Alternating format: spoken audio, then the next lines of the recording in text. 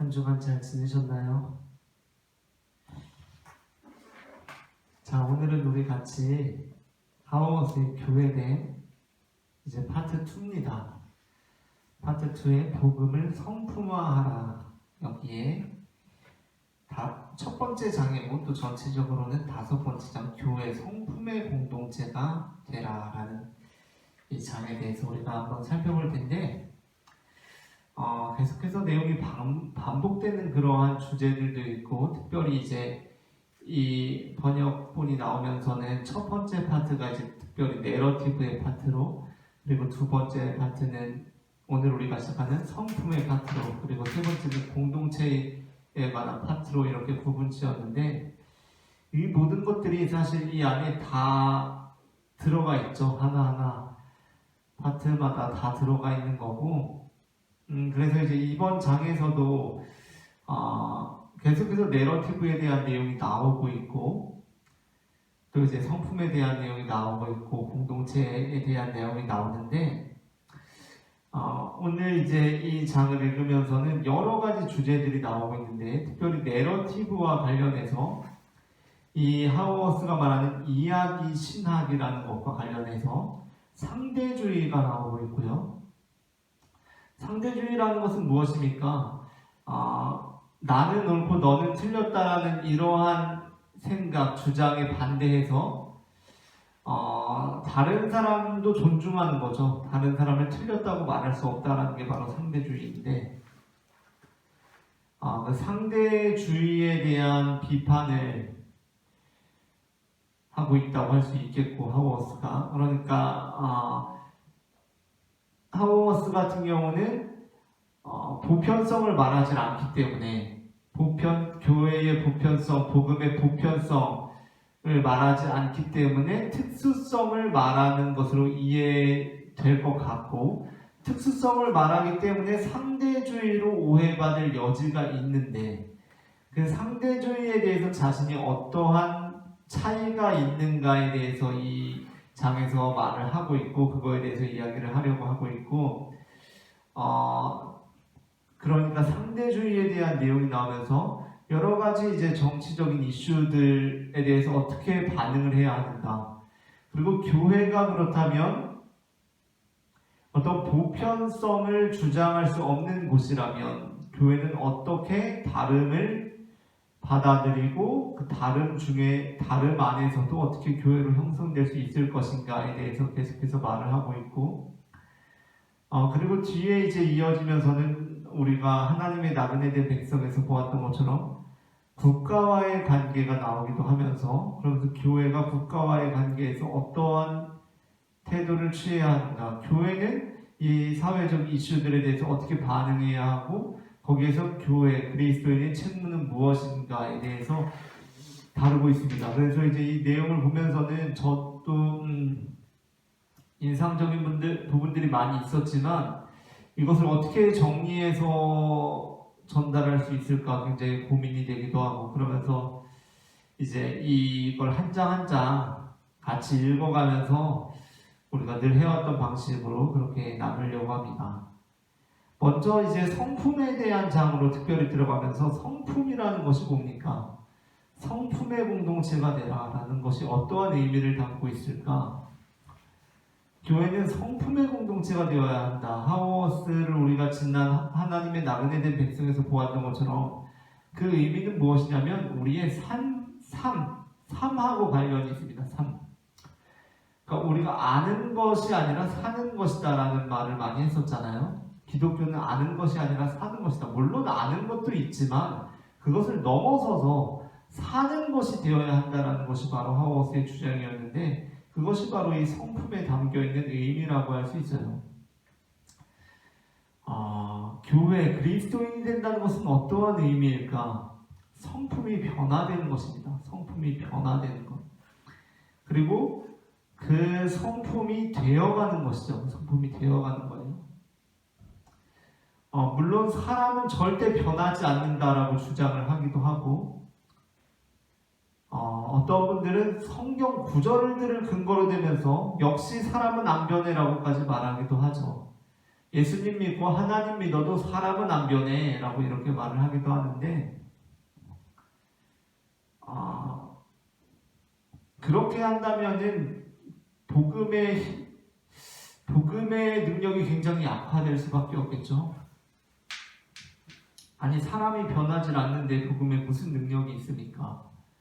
복음은 사람을 변화시키는 것이고 그 사람의 성품이 달라지게 하는 것이고 예수님 닮아가게 하는 거잖아요. 그렇죠?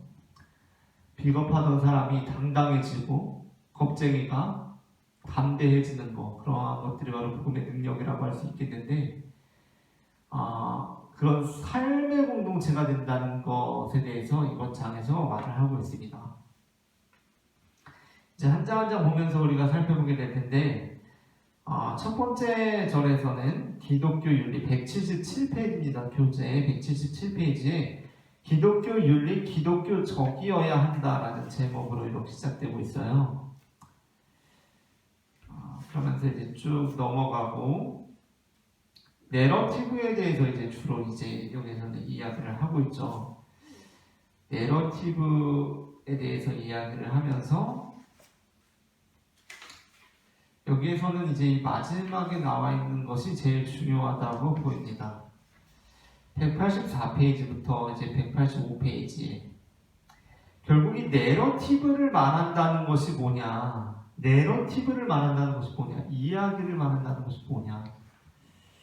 여기서 이제 하우어스가 이 앞부분에서 말하면서 이야기라는 것은 어떠한 전통과 관련이 있고 공동체와 필연적으로 관련될 수밖에 없다라는 것이 바로 이 내러티브인데,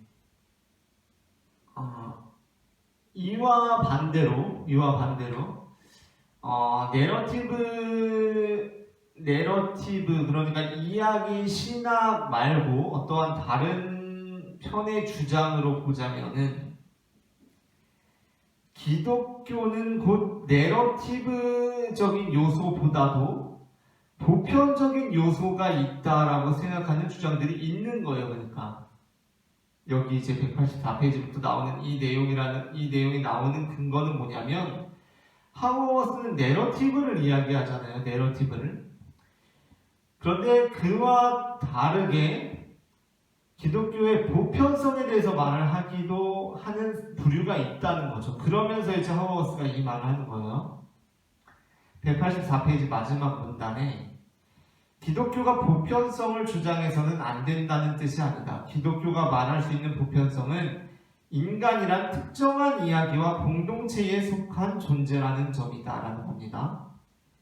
그러면서 하우어스가 말하는 것은 뭐냐면 이 내러티브와 관련해서 인간이란 특정한 이야기와 공동체에 속한 존재로서 그 이야기 신학 내러티브 안에서 기독교적인 성품이 형성된다라는 건데, 그와 반대돼서 보편성을 주장하기도 하는데, 물론 이제 하우어스는 그 보편성을 주장해서는 안 된다는 뜻이 아니다라고 하면서, 보편성을 주장할 수 있다면 인간이란 특정한 이야기와 공동체에 속한 존재라는 점이라고 그렇게 보편성을 주장하는 겁니다. 그러니까 기독교 자체의 보편성을 부정하는 거죠. 기독교 자체의 보편성을 부정하는 겁니다. 그러니까 여기에서 기독교라고 하는 것은 종교 자체의 보편성을 부정하는 것이라고 보아도 돼요. 왜냐하면 기독교의 보편성을 주장하는 것은 기독교라는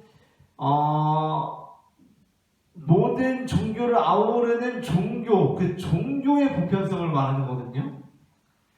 그래서 요더가 말한 것처럼 기독교적 확신의 보편성은 종교적 표현이 그리스도라는 명칭을 상징으로 받아들일 수 있는 인간의 내재적 특성이라는 이유로 거의 모든 사람에게 수용될 수 있다거나, 혹은 모든 조건 하에서 모든 사람에게 수용될 수 있다거나, 때로 다른 종교 혹은 종교가 없는 자들에게 수용될 수 있다는 점에 기인하는 것은 아니다라고 이렇게 말을 하면서, 그 아랫 문단입니다. 그 아랫 문단. 기독교적 확신의 신실성은 진리를 가리는 대상일 수 없다. 다른 주장들을 아프리오리하게 거짓으로 몰아세우거나 인간에게는 외형상의 문화적 차이에도 불구하고 그 기저에 공통적으로 도덕성을 지니고 있다는 방식 등등으로 검증할 대상이 아니라는 뜻이다. 기독교적 확신의 신실성은 세상의 분열된 모습을 인식하고 낯선 자에게 기꺼이 호의를 베풀 인격을 형성시킨다는 데 있다.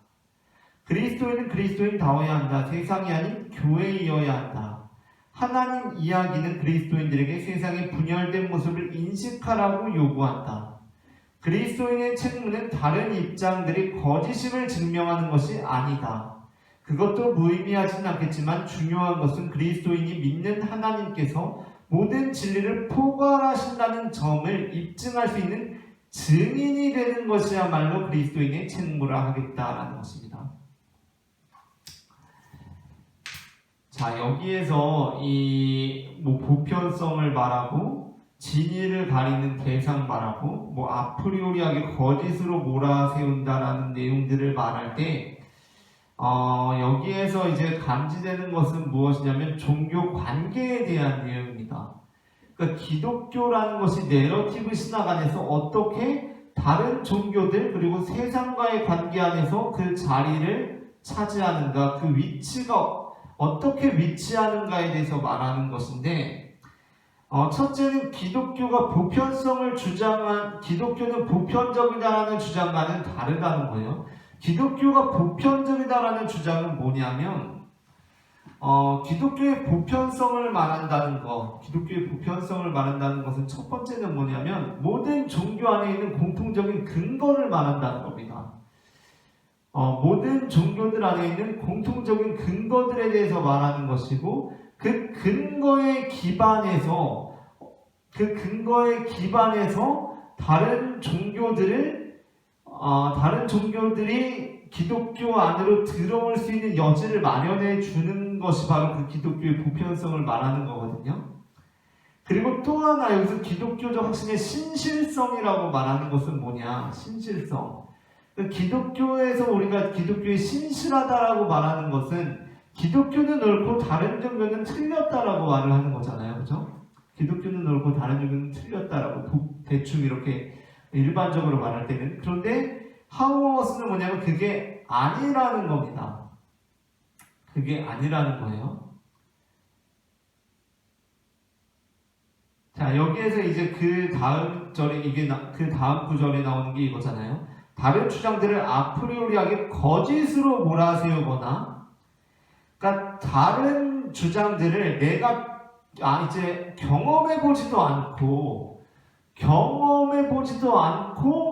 내가 다른 주장들을 거짓이라고 말하는 것, 그것이 곧 내가 기독교에 신실한 것이라고 말하거나, 분명히 기독교와 다른 종교들이 다름에도 불구하고 그 기저에 우리는 공통된 어떤 기반을 가지고 있다라는 방식으로 이렇게 종교 관계를 설정하고 나아가는 것, 그것들이 다 잘못된 방식이라고 하우어스는 보고 있어요.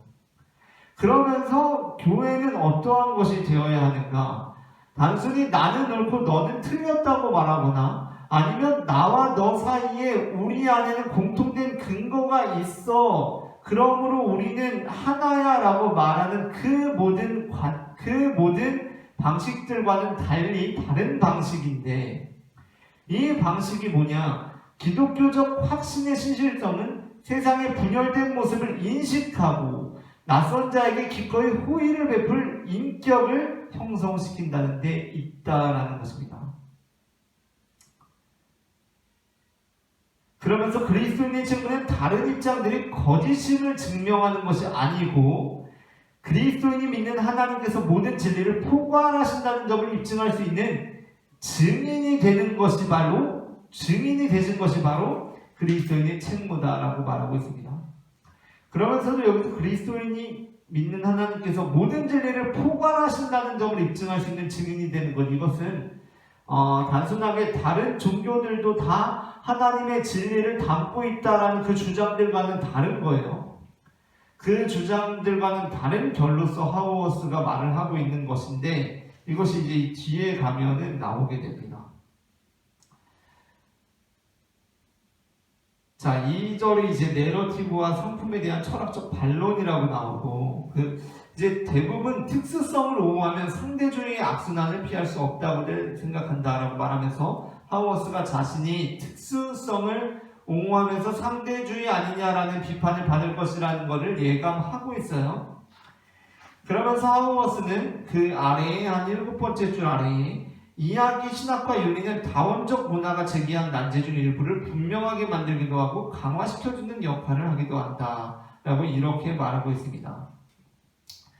다원적 문화라는 것이 뭡니까? 다원적 문화, 모든 다양한 것들이 존중받는 상황이죠. 다양한 것들이 존중받는 상황이고 그러한 사회가 되어야 하지만 종교적으로 이 다원주의라는 말이 쓰일 때에는 굉장히 다른 의미를 갖죠. 종교적으로 다원주의라는 말이 쓰일 때에는 물론 상대주의와 다원주의가 똑같지는 않지만 대부분의 사람들이 다원주의하면 다른 종교에도 다 구원이 있다라는 방식으로 이해를 하잖아요. 그러니까 이 어떤 다원화된 이 상황, 다른 종교들과 우리가 피할 수 없이 살아가는 이 상황 속에서 이야기 신학과 이 윤리, 이 내러티브라는 것이 우리에게 어떠한 의미를 주는가에 대해서 말을 하고 있는데,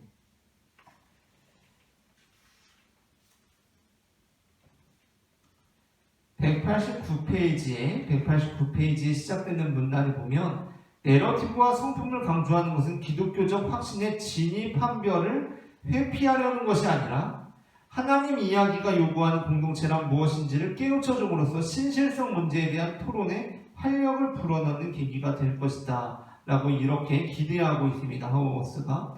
그러면서 물론 여기에서 지칭하는 이야기는 다름 아닌 성경의 이야기들이겠지만 이야기 그 자체를 구현하는 과정에서 다양한 내러티브 전통이 나타날 수 있다. 교회란 성경의 이야기대로 살고 있는지 지속적으로 검증받는 공동체이다 라고 말하고 있습니다. 그러면서 이 내러티브를 강조하는 이 하우어스에 대해서 아니 기독교가 우리는 옳고 다른 사람은 틀렸다라고 말할 수 없다라는 이걸 통해서 아니 왜 그래야 하느냐, 기독교는 우리는 옳고 쟤네는 틀렸다라고 말을 할 수 있어야 되는데 하우어스는 그렇게 말할 수 없다라고 하니까 그러한 것을 회피하려는 것이냐 라고 이렇게 이야기를 할 때 하우어스는 그걸 회피하려는 것이 아니라 성품을 더 강조하려는 것이다 라고 이야기를 하면서 우리가 이 다원화된 이 사회 속에서 우리 교회의 다양성을 어떻게 바라보아야 할 것인지 다시 한번 우리의 시각을 열어주고 있다는 거예요. 자, 우리가 교회에 다니고 있지만 이제 여기에서 하우어스가 말했던 그 이야기들이 뒤에 가면 조금씩 보이기 시작하는데 뭐냐면 우리가 기독교와 불교는 다르다고 생각하고 기독교와 이슬람은 다르다고 이야기하지 않습니까? 근데 이제 하우어스가 이 뒤에도 말하는 것은 뭐냐면 그 개념들에 놀아나지 말라고 하우어스가 말을 하는데 기독교와 불교는 다르고 기독교와 이슬람은 다르다라고 이야기를 하죠. 물론 다릅니다. 하우어스 입장에서 물론 달라요. 다른데 그렇다면 하우어스가 말하는 것은 무엇이냐면 기독교회 안의 다양성을 우리가 어떻게 바라보아야 하느냐는 거예요. 교회 안의 다양성을 어떻게 바라보아야 하느냐에 대해서 말을 합니다. 우리는 교회 안의 여러 차이들을 어떻게 감당해야 하는가, 그리고 관점 차이들을 어떻게 감당해야 하느냐에 대해서 말을 한다는 것입니다. 그게 우리가 이제 생각해 보아야 할 주제가 될 수 있겠고,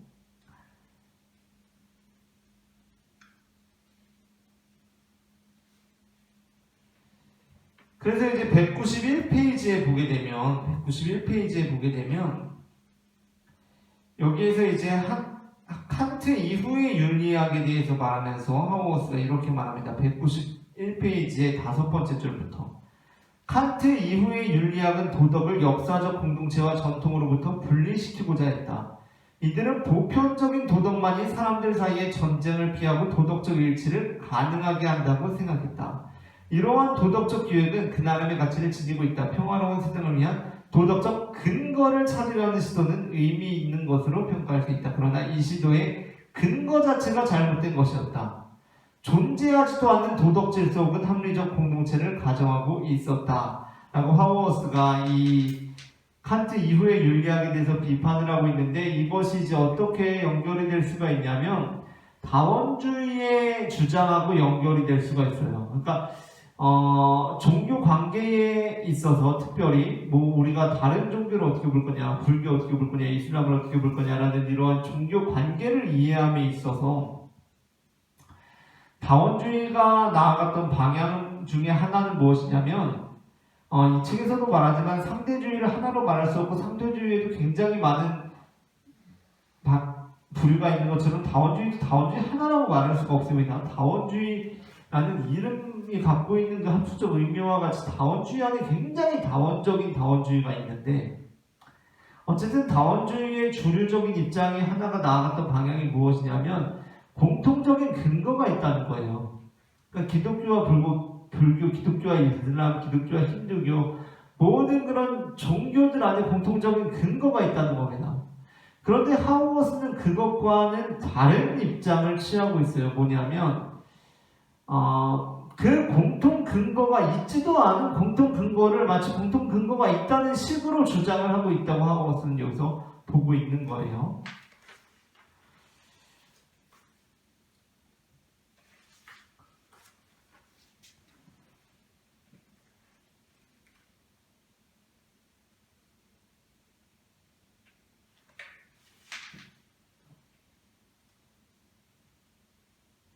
자, 그러면서 이제 196페이지에 보게 되면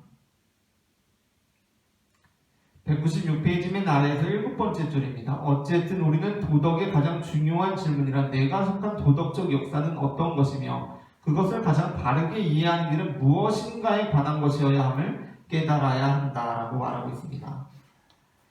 그리고 이를 위해서는 내러티브의 신실성이 요구된다라고 이렇게 말하면서 뒤로 쭉 이어지면서 이 경우 우리에게는 내러티브와 무관한 정의 혹은 선의 등의 규범이 공유되어 있다고 단언하고픈 유혹에 빠질 수 있다. 하지만 정의란 항상 누군가의 정의이며 선이라는 것 또한 항상 누군가의 선의이다. 사실 정의 혹은 선의 중 어떤 규범이 적용되어야 하는가 하는 것은 역사적 공동체의 자기 이해와 관련이 있다. 라고 말하고 있습니다.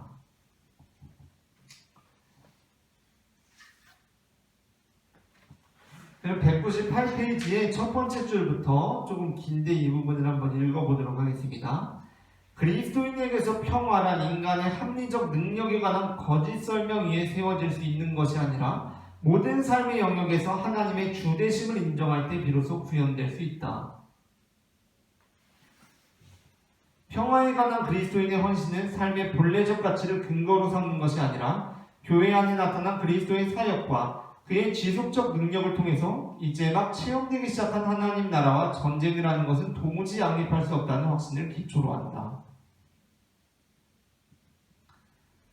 인간을 합리성만으로 설명하는 것은 위험천만하다. 자신들의 확신이 진리라고 주장하면서 이와 유사한 신념을 갖지 않는 자들에게 자신의 생각을 강요하는 사람들도 많다.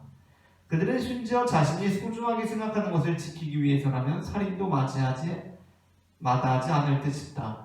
보편적인 윤리를 포기하는 것은 절망스러워 보이는 것일지 모른다. 마치 보편적 윤리를 주장하는 자들이 우리를 어떻게 평가할지 그들의 처분만 기다리는 자라도 된 것처럼 말이다. 라고 말하고 있습니다. 다음 3절 199페이지 비극을 인식하라라는 부분에서는 특별히 이제 상대주의에 대해서 더 깊이 있게 다루면서 우리가 차이에 대한 인식이 어떠해야 하는가에 대해서 말하고 있습니다.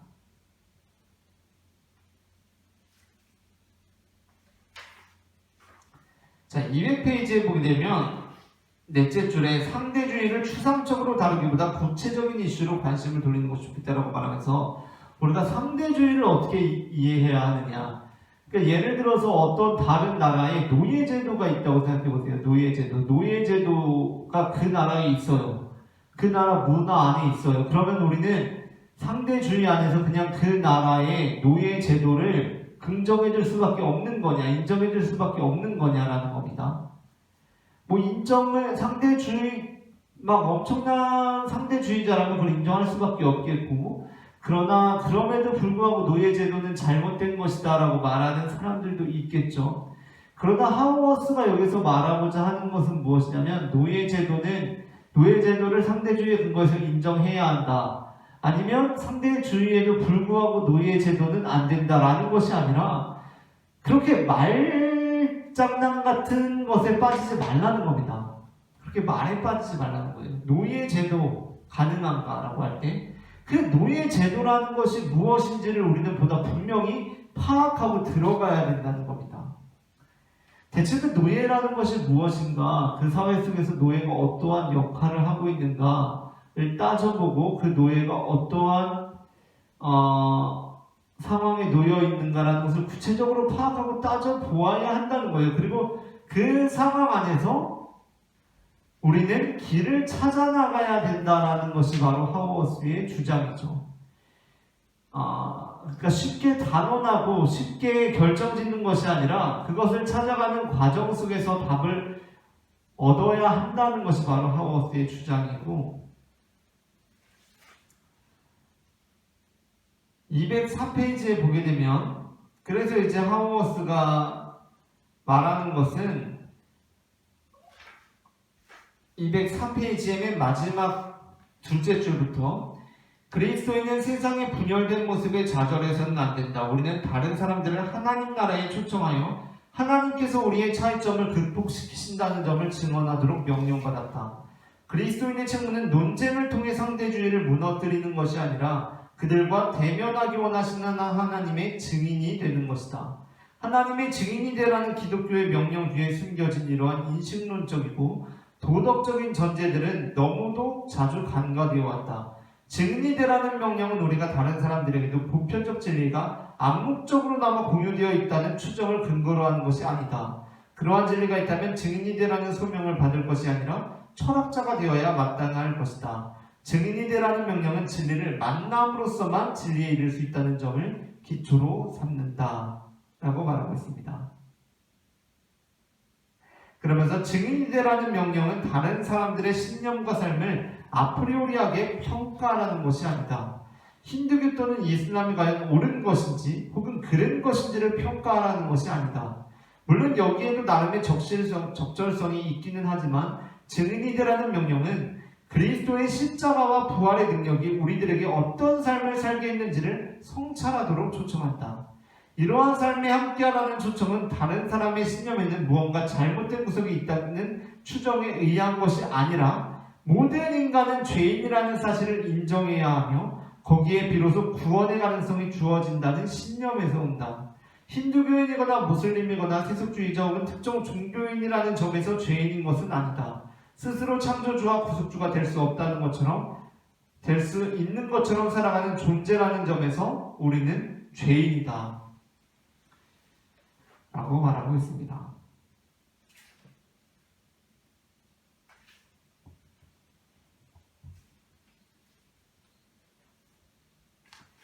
그러면서 이제 교회가 어떻게 되어야 하느냐, 206페이지 아래에서 6번째 줄, 그리스도인은 여러 문화들 속에서 더불어 살아가는 방식을 배워야 한다.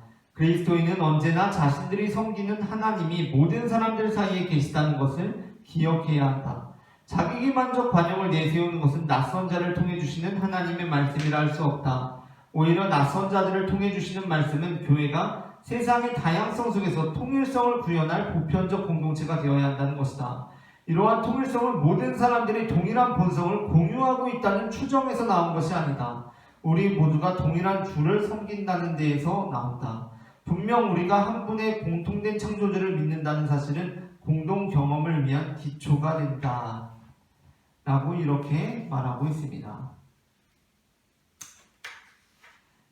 그러면서 이제 마지막에 4절, 교회가 사회윤리이다 라는 점인데 211페이지에 보면 이렇게 말하고 있어요. 그리스도인이 모든 이슈들에 통일된 의견을 가져야 할 이유는 없다. 독특한 그 아래줄에 독특한 것은 그 과정에 나타난 관심들, 우리의 추론과 공유된 신학적 확신들, 그리고 토론이 사랑의 지배를 받는다는 점이다. 이러한 토론이 교회에서 그다지 충분하게 진행되지 못했다는 것은 유감스러운 부분이다 라고 말하고 있습니다. 그러니까 하우스가 말하는 것은 뭐냐면 교회가 반드시 모든 사회적인 이슈들에 대해서 공통된 입장을 지녀야 하는 것은 아니라는 거예요. 공통된 의견을 가져야만 하는 게 아니라는 겁니다. 그럼에도 불구하고 교회가 될 수 있는 것이 바로 교회죠. 그러한 차이들이 바로 사랑의 지배를 받는 것이 바로 교회라는 겁니다.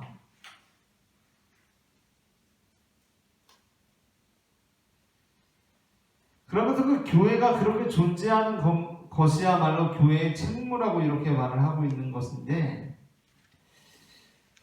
그렇기 때문에 하우머스는 또한 이렇게 말하고 있는 것이죠. 213페이지 맨 아래에서 6번째 줄. 교회의 으뜸가는 책무는 민족과 국가라는 시스템을 위해 일하는 것이 아니라 오늘날 우리가 알고 있는 국가라는 것 자체가 인간의 삶의 존재론적 필수체인 것은 아니라는 점을 일깨워주는 것이다. 교회는 하나의 국제적 사회로서 이 세상을 다스리는 것은 국가가 아니라 하나님이심을 보여주는 표식이어야 한다 라는 겁니다.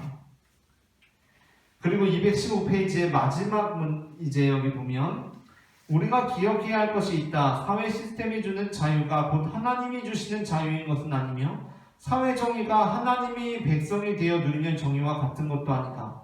우리의 책무는 국가의 교회화가 아니다. 오히려 국가는 국가일 뿐임을 일깨워 주어야 한다.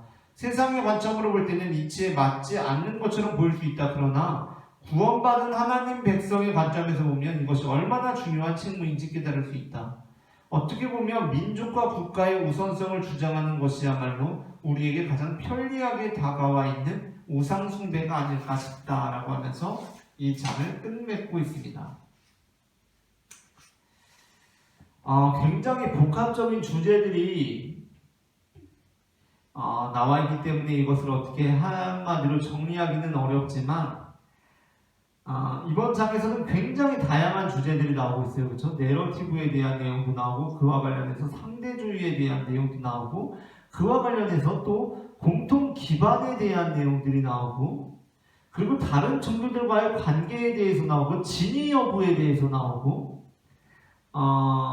그러면서 또한 교회 안의 다양성에 대해서 나오고 또 상대주의와 관련해서 진짜 사회적인 이슈들에 대해서 어떻게 반응할 것인가에 나오고 그 안에서 나오는 교회의 다양한 의견들과 다양한 입장들에 대한 문제에 대해서 이야기를 하고 또 그럼에도 불구하고 교회가 보여줄 태도가 뭐냐, 교회가 나아갈 길은 뭐냐, 그리고 교회가 국가와의 관계 안에서 또한 사회적인 이슈들에 대해서 어떻게 반응해야 되는 것이냐, 이러한 내용들에 대해서 다루고 있는 것이 바로 이번 장에서 하우머스가 했던 이야기였습니다.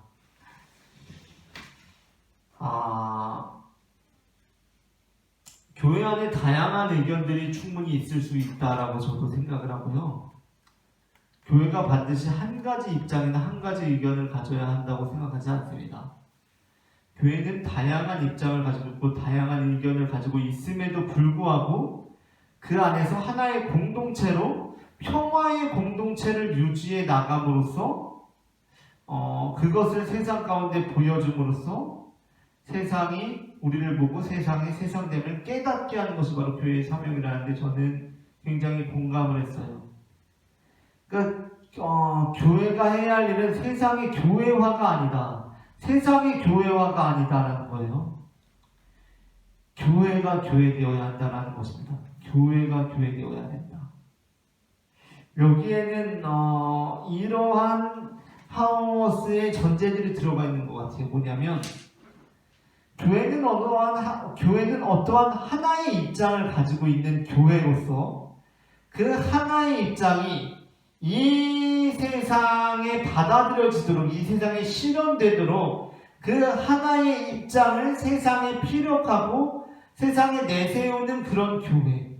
그렇게 교회가 세상의 교회화를 도모하는 교회가 아니라 교회 자체가 이미 다양한 입장이 있는 교회로서 그럼에도 불구하고 한 분 되신 창조주 하나님을 기억하고 그 안에 하나님의 나라를 실현함으로써 이 세상이 어떻게 나아가야 하는지 그 방향을 보여주는 것이 바로 교회다라는 이러한 내용을 담고 있는 것 같아요. 그러면서 저도 그 부분에 대해서 큰 공감을 할 수 있었던 부분이고요. 교회가 뭐 다른 종교에 대해서 말하고 다른 것에 대해서 말하기보다도 지금 내가 이 복음 안에서 마땅히 살아가고 있느냐를 바라보는 것, 그것이 정말 중요한 문제다라는 생각을 하게 되었던 장이었습니다. 자, 다음 주에는 6장 덕의 윤리를 회복하라라는 장을 통해서 다시 만나도록 하겠습니다. 감사합니다.